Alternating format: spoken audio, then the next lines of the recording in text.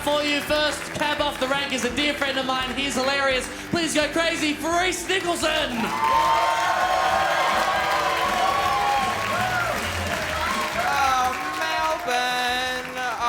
So lovely to be here, lovely to be here. Hello, I'm Rhys Nicholson, and I, like many men, end of sentence.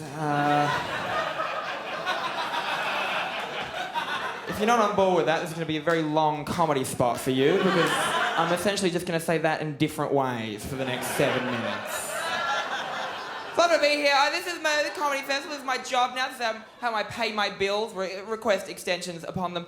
I spend a lot of my time as a comedian travelling around, hanging out in bars, chatting to people. I'm kind of like a sex worker, but I make much less money. And it's a little bit more demeaning. And I've started doing this thing recently where I ask people what they do for a living to see if I've made a horrible decision. And I was chatting to a lady in Perth a few weeks ago, and I asked her what she did for a living. She said, "Oh, I'm an untrained dancer specialising in interpretive movement." And I just thought, no, madam, you've just got legs. Like, I own knives. I'm not an untrained brain surgeon specialising in murder. Like, that's not how that works. I met her husband that night, 22 years old and married. That's gonna last. You can see their wedding as well. Like, he wore a mismatched Opshop suit and she tie-dyed her own slip and some berries or some shit. She was like...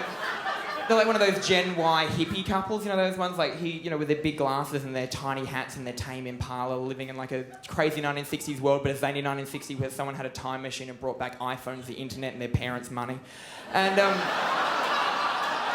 I said to the husband, I said, "What do you do for a living, sir?" And he said, "Oh, I'm a session musician." I was like, "Oh my God, that's so cool. What are you working on at the moment?" So I'm kind of between jobs at the moment.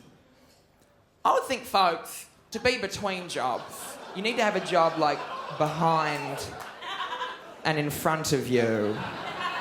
He was more like parallel to jobs, like always moving with them, but never merging at any time. Employment adjacent, if you will. I go to see beautiful parts of this country as a comedian. I tour around and see some beautiful parts of this country and the other bits. I was in Queensland late last year. I don't mind Queensland. I'm not built for it, but I don't mind it. And I was in this place called Ipswich, a beautiful, beautiful, glamorous place, ladies and gentlemen. I looked it up. It's named after Sir Robert Ipswich, who invented despair. So I was there with a bunch of comedians doing a show at Ipswich RSL. Mama show business, Rhys Nicholson, not wore a sip to Ipswich RSL. What?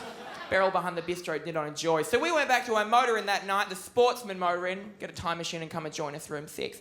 And we drank ourselves new assholes. I've never been so drunk in my life. And we woke up in the morning so hungover. And we had a whole 2 days to fill in Ipswich before the next show. And we felt like we had seen the sights of Ipswich.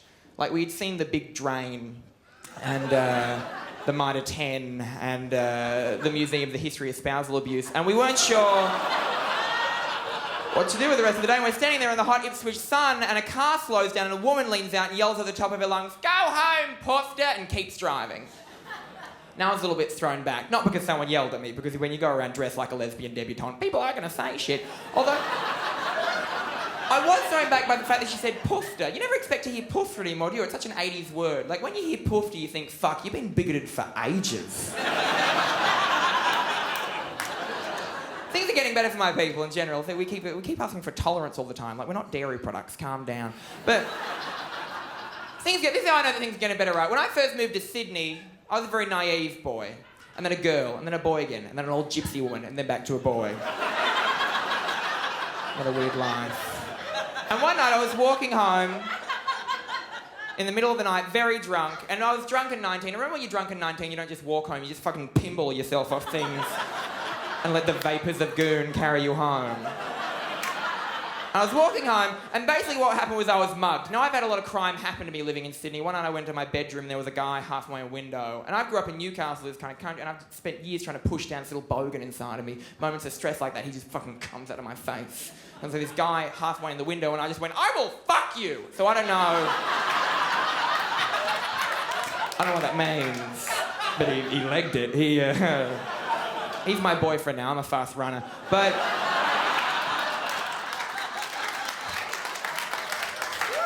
thank you. Applaud the kidnapping. So what happened, right? I was mugged, right? So these three guys came up to me, and for the purpose of this evening, we will call them urban youths. They were white, but no one had told them that. So these three guys came up to me, and the middle one, the leader, he said, "Give me your phone and your wallet." And I was a little bit drunk and mouthy when I was 19. I would not say when I was 19 that I was a drunk slut, but like a real estate agent would say that I was vibrant and up and coming. Like I was spacious. So he said,